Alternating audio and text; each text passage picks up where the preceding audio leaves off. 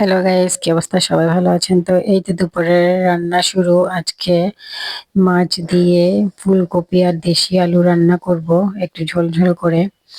তো এই যে মাছ ভেজে নিলাম, মরিচ মশলা কষিয়ে নিলাম, আলুটা ভালোভাবে কষিয়ে নিচ্ছি। একটু ভালো করে কষিয়ে নিব, একটু পানি দিয়ে একটু হালকা সিদ্ধ হওয়ার জন্য রাখবো।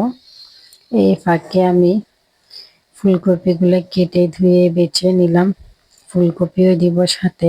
আলুটা কষানো হয়ে গেছে, এই যে ফুলকপি দিয়ে দিলাম। আমার শীতকালে ফুলকপিটা অনেক ভালো লাগে।